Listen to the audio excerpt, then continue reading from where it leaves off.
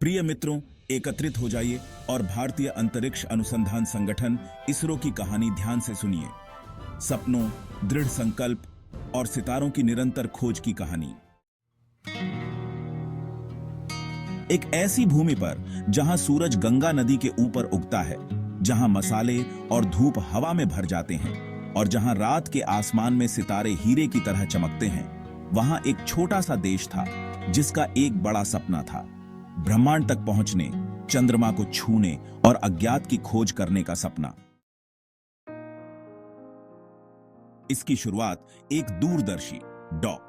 विक्रम साराभाई से हुई, जिन्होंने अंतरिक्ष अनुसंधान की क्षमता को न केवल एक लक्ष्य के साधन के रूप में देखा, बल्कि अपने आप में एक लक्ष्य के रूप में देखा।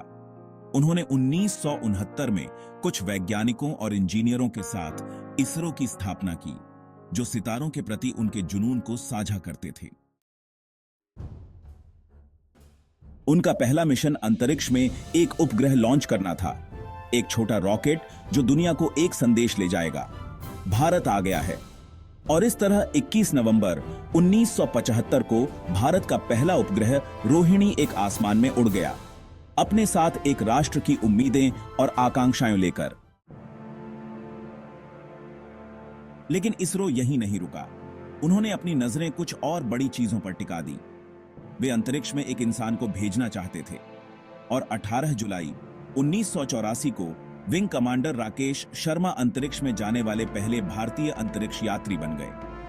उन्होंने 3 बार पृथ्वी की परिक्रमा की, सोवियत अंतरिक्ष यान सैल्यूट 7 पर एक यादगार सेल्फी ली और एक नायक के रूप में घर लौटे।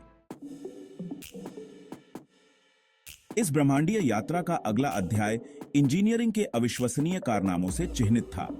PSLV polar satellite launch vehicle का जन्म हुआ, जो सटीकता और शक्ति के साथ पेलोड को कक्षा में लॉन्च करने में सक्षम था।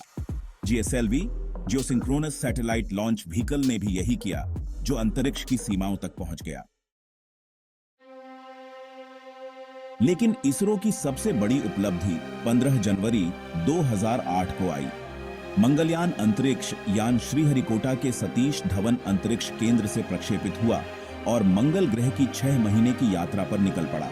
सभी बाधाओं के बावजूद, विफलता की सभी भविष्यवाणियों के बावजूद, मंगलयान ने 24 सितंबर 2014 को मंगल ग्रह की कक्षा में प्रवेश किया।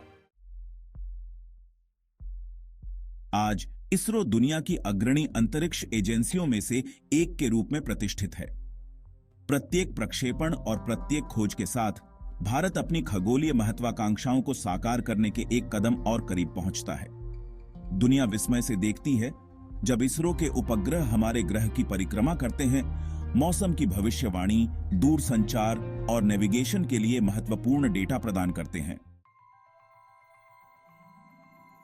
लेकिन इसरो के अंतरिक्ष यात्रियों को क्या प्रेरित करता है?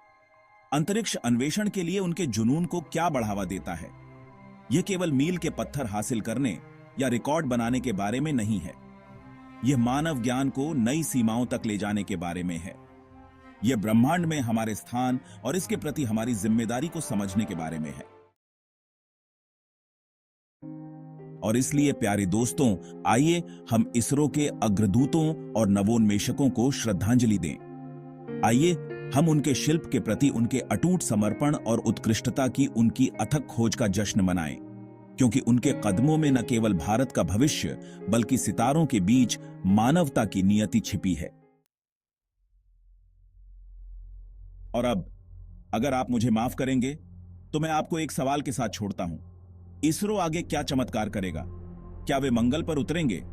क्या वे चंद्रमा पर एक बेस स्थापित करेंगे? या वे हमारे सौर मंडल में गहरे छिपे रहस्यों को उजागर करेंगे?